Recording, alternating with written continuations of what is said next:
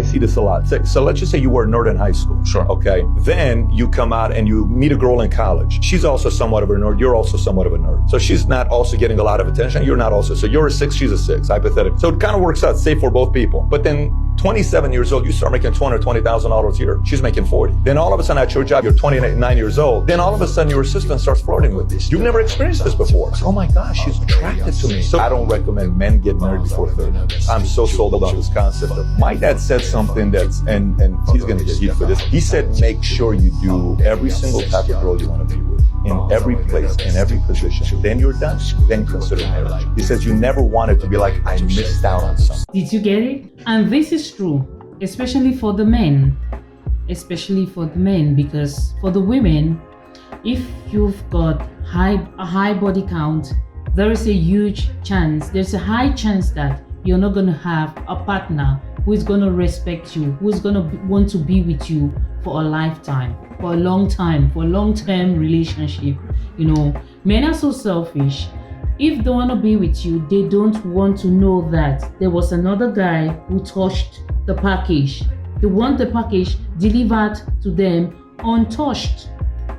But it is what it is. On the other hand, if a man gets married to a woman without him exploring the dating market, dating every kind of woman that he wants to date, having all the kinds of positions that he wants to have with that woman in any place, anytime, anywhere, if he gets married, there is a high chance that he is going to cheat. And like the example that Patrick Bet-David gave in this video, he said, for instance, if you are someone who has been dating in your 20s, you were dating a girl, the girl was like 6 and you were a 6, and now you went on at about 29, you had a very good job or were a high paid job, and in this job you have lots of money, and your partner doesn't have that much money as you do.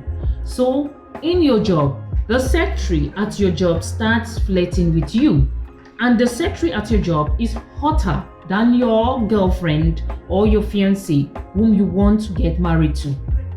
You will be like, wow, she's so sexy, she's so pretty. How can this pretty woman just be attracted to me? She's flirting with me.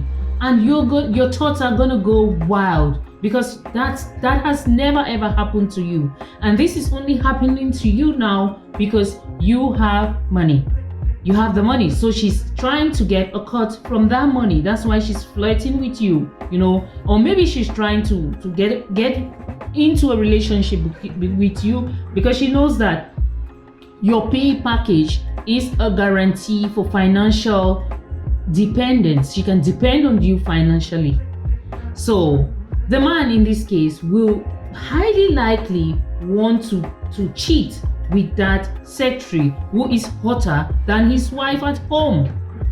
So that's why he's saying that the lesson to take home from this video is that if you are a man, a guy, you should make sure that you date as much women as you want, as you would like to, and do everything every exploit that you want to do with these women before deciding that, okay, now I have done it all and I want to stick with this one woman. And according to him, that's the best marriage advice to every guy out there. That's the best. But nowadays, does this really apply to modern day dating dynamics? In my opinion, it doesn't. It doesn't, because back in the day, this video was like many years ago, because Patrick Bet-David looks really young in this video. You know, back in the day, it was all about the guys to test the waters, to have to sample, to do the sampling before settling down with one person, with one woman. But now we see the girls, no one is telling them to do it. They're just going out, and they've got role models online, on TikTok, on Instagram, on YouTube, on Facebook, on social media. They've got role models. So they go online and they see women who have been living this kind of lifestyle, and they claim that they are happy, They just replicate. They copy everything. They just try to do the same like the other women. So now it's some sort of like a competition. While the men are trying to sample, the women are also trying to sample.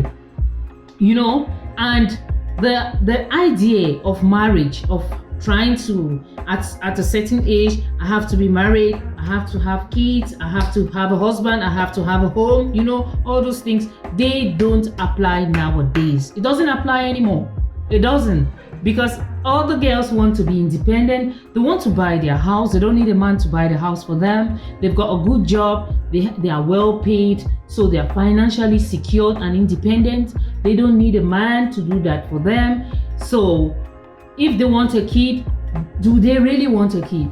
There is this, I would call it a crusade of pushing women not to have kids.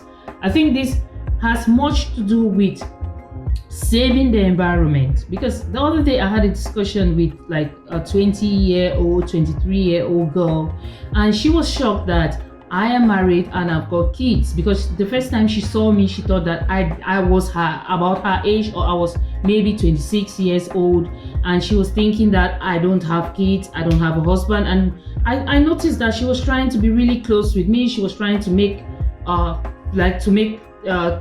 it possible for us to go on dates, or to go to the nightclub, to go out and eat, all those things. And I told her that, oh my dear, I'm married, so if I have to go out, I probably need to arrange with my husband, because someone has to be with my kids, So she was like, are you really married? I said, yes, I'm married. She was shocked, and they sparked up the discussion about having kids and about being married. And like, they asked me, how is it like being married? I'm like, it's just like part of my life. I've been married for quite a long time now, and this isn't a big deal. It's just part of my life. And I was raised, it depends on how you were raised. I was raised by a woman who was also sticking with her husband. My mom was married for a long time, very, very long time. And the only time that she became single was when my dad passed on. So I grew up in a home where I had a mother and a father, I had siblings. And that's the ideal kind of situation I want in my life. That's why I'm also married and I've got kids.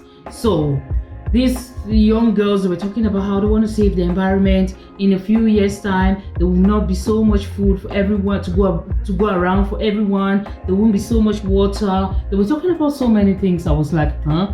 Really? So that's the reason why I don't want to have kids? And say, yes, that's one of the main reasons. And now there's inflation. Things are so expensive. They can't even take care of themselves. And how is it possible that they're going to have kids and they'll be worried about what their kid is going to eat, what they're going to wear, or where they're going to stay, all these things? That is so overwhelming, And I was like, okay, do whatever you want to do. If you don't want to have kids, that's your problem. But for me, that's what I want for myself.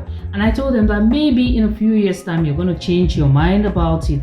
But I don't really sit and worry about whether I want to have a kid, whether I want to be with a man, whether I don't want a man, whether I don't need a man. That's something that I don't really worry about. And some people will say, okay, because you're lucky, you're from in the 80s, you were born in the 80s, and most of the kids who were born in the 80s didn't really have so much internet, so much access to the internet, because everything now is being influenced by the internet, and so many ideas popping left, right, center, but it is what it is, and do whatever you want to do.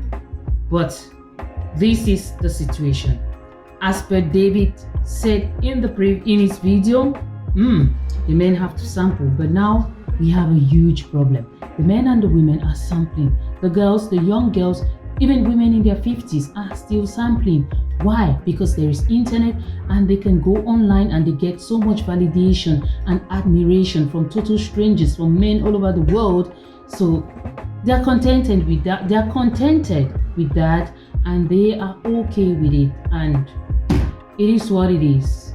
We are just spectators in these hard times, in these trying times. So I would rather sit back, relax, and watch how all this will unfold.